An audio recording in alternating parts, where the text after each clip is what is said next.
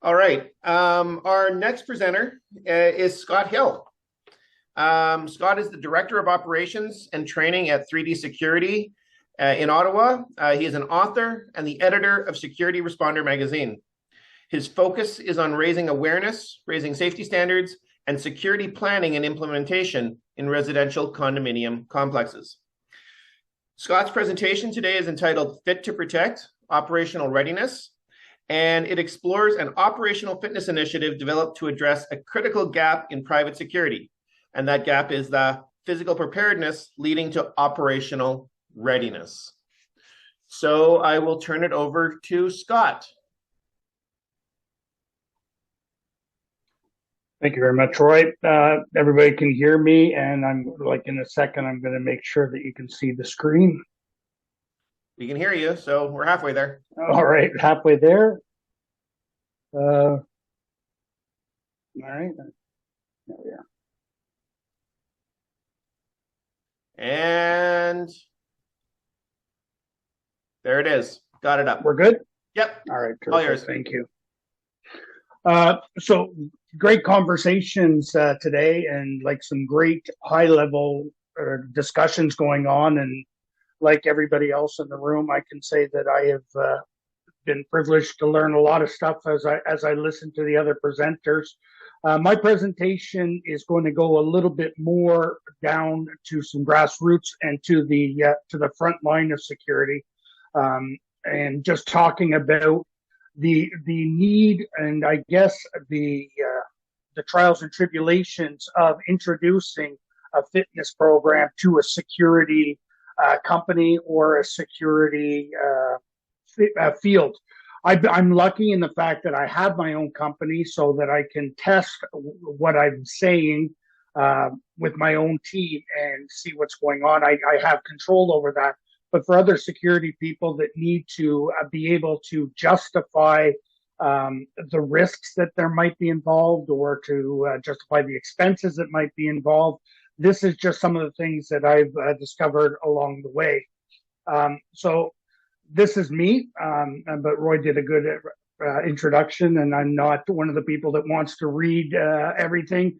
I've been lucky to take some training on, but it's the last bullet point that if I had to be known for anything, that's what I want to be known for, is being an advocate for the front line. So helping them, and like Roy's heard me ask this question before, if somebody asks me a question about security training or about security knowledge or something like that, my first question is, does this make their job safer, or does it promote them? Does it help us keep good people in the industry?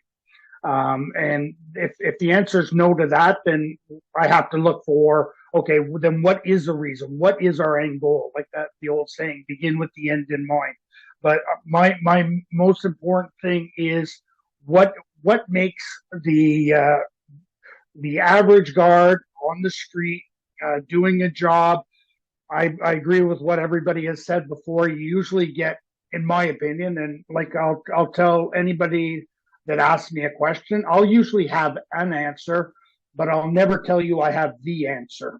I will have an answer that based on my experience and what I've seen, but I will not tell you that it is the ultimate answer or even the most correct answer. It's just the answer that I've had. And this is how I run our training session. So why it's overlooked, like what I'm going to be talking about, and Roy's promised to give warnings if I start going too long. The consequences of ignoring it. What we've done, like our Fit to Protect program, is based. I think that the police or other responders use Fit for Duty. So we took the Fit to Protect, and the reason it came into being is that if you're on social media, you'll see a lot of people saying, well, security are responders, security are first responders, and then you'll see some people that are saying, no, that's not true. But my opinion, my answer, as it were, is that we have to consider ourselves in the same, I guess, ballpark, because sometimes things happen and we're already there. Yes, we're not going to jump into a car and go screaming through intersection, lights and sirens blaring. But a lot of the times we're already there when it happens. So we're the first people on the scene, not the first people on the scene. We're already there. So we have to like at least have some sort of training as responders. And that is what Security Responder, the magazine and the website and the training videos and the YouTube channel and the articles and the books and everything else is all geared towards accomplishing. Like we have 5 domains, and one of them is professional use of force and defensive tactics, which was where the fit to protect comes under. So the fit to protect approach. What is the challenges that we have? The challenges are that a lot of people in our industry are not. They might not be athletes, and like we have a lot of diversity in the security field right now. I'm based in Ottawa, and like there's a lot of different cultures that merge in our training sessions. Some people were brought up playing contact sports, and other people were not, so they don't have any idea of it. Some people have a gym culture. Some people never been in a gym once. So how do we start people off at the same level and slowly move them up to the ranks to where we're embracing the culture of at least physical fitness and the healthy byproducts and I would say and argue, the guard safety that comes as a result of it. So this is our call to our alarm call or our call to action. You can't fake the fitness when the fire's going on, and you got to breathe the smoke, and you got to run the stairs to get people out. Some people, like the people that I get in the debates with, will say, "Well, that's not our job. We're not going to do it. We're always going to de-escalate." And I don't think that you can assume that you will always be able to de-escalate a situation. There are times where you're going to have to physically get yourself out of the situation. But I think that it's true. You cannot fake fitness in an emergency. Talked a little bit about this already, so I kind of stole my thunder from some of my other slides, but a lot of the training that we do, it's online. And I went through like I said, my goal when I take the courses is how can I bring it back to the security industry? I went and I did my emergency manager certification at George Brown College. Okay, how can I bring that back to the industry? I went and did EMT training. How do I bring that back to the security industry? Even in those, 90% of the time of the training is online. And that, I think, has been good in the past. But I do believe, like I said, Scott Hill says that like there are some things that you need to be able to teach in person. And I think that the in-person teaching, I've done tactical communication and de-escalation training. I've done it 100% online, and I've done it a hybrid course where we brought in actors to do it. And the feedback that I got from the in-person was so much better than the strictly online. I honestly don't believe that everybody kept, like, their cameras were off. I don't believe they're in front of their computers the whole time. Whereas when we're on the mat, so to speak, it's a different story. I can tell who's engaged and who's not. So I do think that because, like the last point there, the role is changing. I think that, and this is not a criticism of any other public service or government organizations or anything, but I do believe that we could all agree that response times are increasing. It's taking longer for ambulances or police to get on site. One of my team members just a little while ago arrested somebody under the Trespass to Property Act in Ontario, and it took a couple of hours until we were able to turn him over to a peace officer. So it is we are on our own for a little bit, and like I said, my goal doesn't make people safer. So I think the rules are changing. Maybe it's because of us. Maybe we want to be part of the responder crowd. Maybe it's changed by necessity because people are not able to count on having. Sorry, should turn my phone off. Count on having the public resources there as quickly as they should, but we're looking to take steps there. So, like talked about this, responding to medical emergencies. There was a situation a little while ago in Halifax, I think last winter, where it actually took 6 hours to get to somebody with a broken hip. So being able to, like in the cold, being able to know, all right, hypothermia is an issue. You know, we got to stabilize and so on and so forth. We're not there to fix it, but we're there to maintain it. We're there to not let the situation get worse. Managing violent incidents, and that's the de-escalation versus defensive tactics. And I think that'll be a debate until the end of time. That people that teach de-escalation will say you can de-escalate 100% of times. People that teach defensive tactics will say 100% of time you're going to get attacked. And as always, the truth will be in between the two of them. Evacuate occupants. That was the picture from our opening slide. The like, can you move somebody from a dangerous situation to a safer situation? We cover a lot of that in our tactical emergency casualty care courses. The carries from very seldom would a security person be in a hot zone, but from a warm zone to a cold zone. You know, assisting first responders.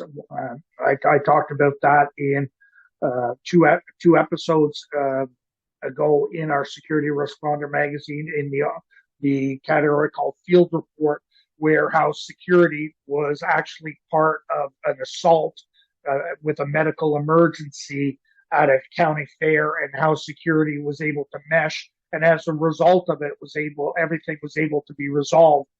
The person that did the assault was caught. The person that was assaulted got the proper medical care, and everybody was able to do their job. And like I would position that security had a very important role to play in there. And there was like I said, police and EMS both there, and stabilize the situation. Once again, we make sure that the situation doesn't deteriorate while we're waiting for other first responders. So warm zone to cold zone. So the question, that's me being carried, and I think I'm being very kind when I say that I only weigh 250 pounds. I wish that was the case. It is not.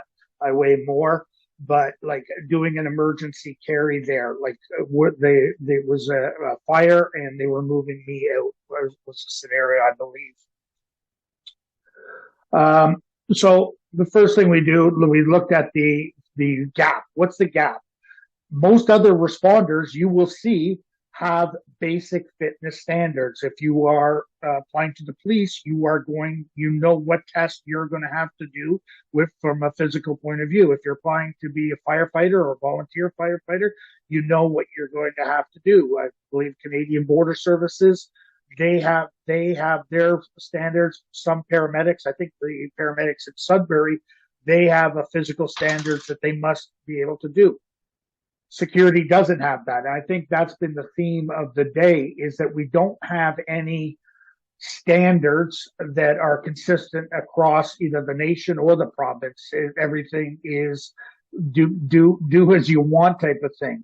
So we looked at our standards and we started coming up with some answers.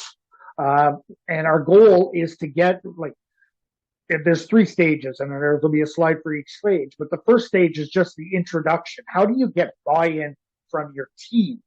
And just start letting them have some victories in terms of physical, especially if they've never done this before. Then the second stage, we move to functional and strength. And then the third stage, we're moving into industry-specific carries and things like that. One thing I see a lot of, and I've been guilty of this on the past, you know what they say, when you point a finger at somebody, 3 of your own fingers are pointing back at you. is like looking for the cool videos to put on social media.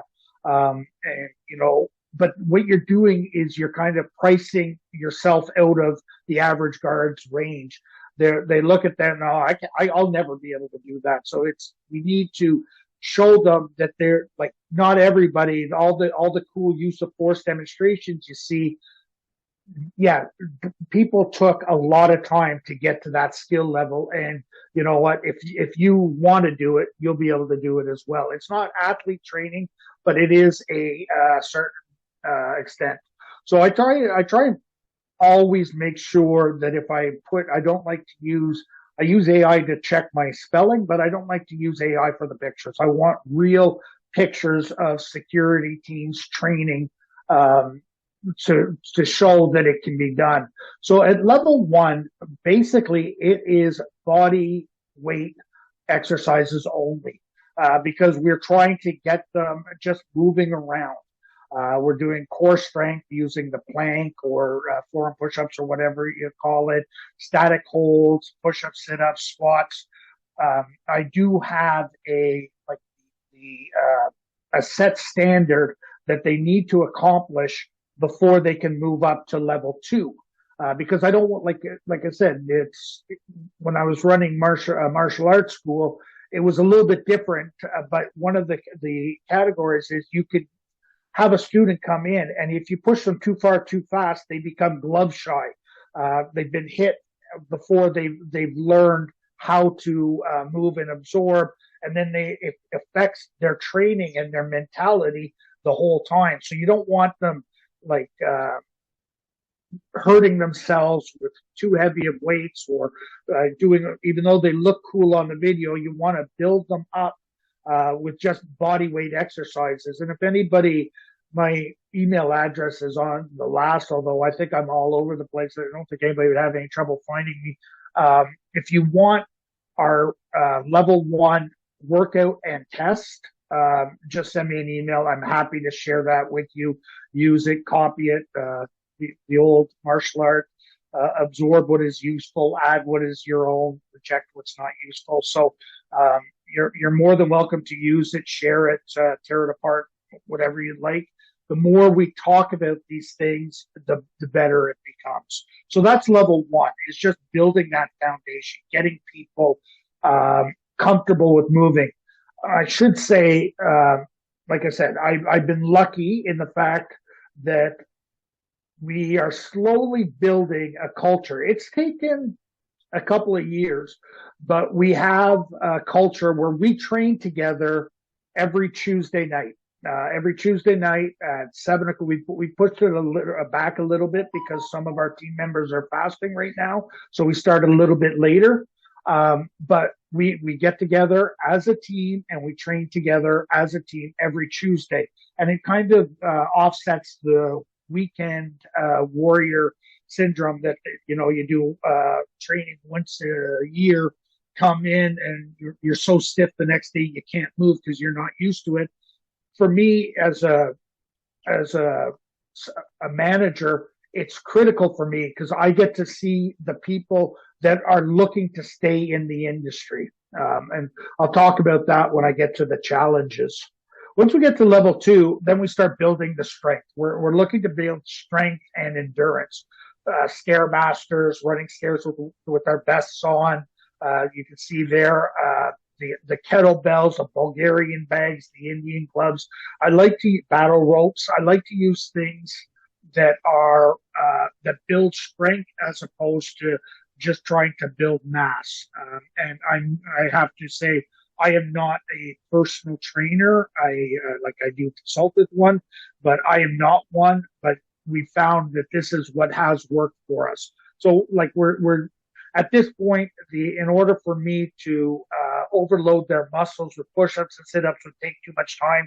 So we start using some of other equipment, but their tendons and joints, they feel a little bit more comfortable. So we're able to do it safely.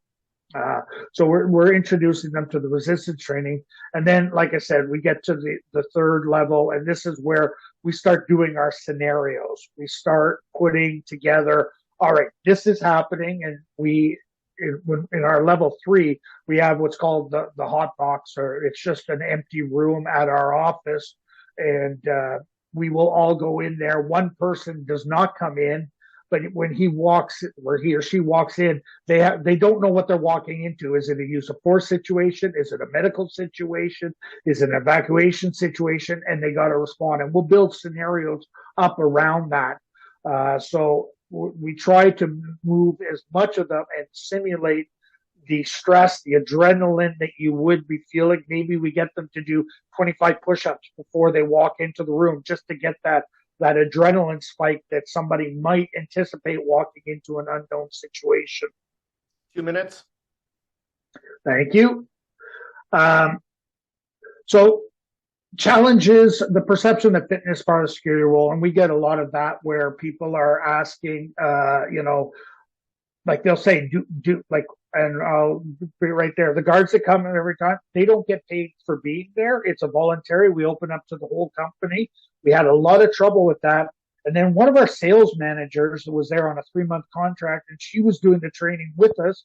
And she's like, most people would pay a lot of money at Movati to do this, and it kind of offsets. But that's the resistance, the training, the liability, having an in-house expert, how to do it safely, budgets.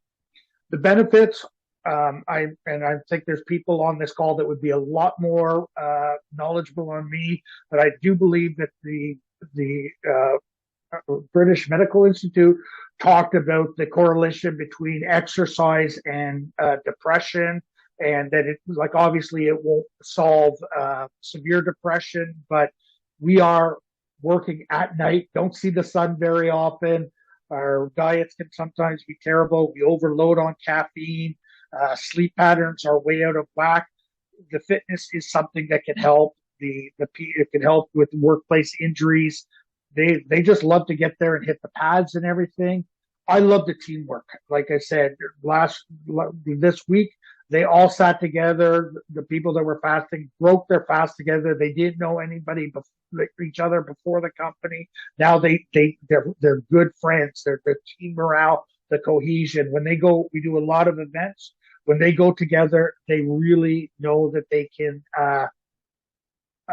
trust each other. And I think that it is part of the credibility of the industry. Just skip over that one because I know I'm running short of time.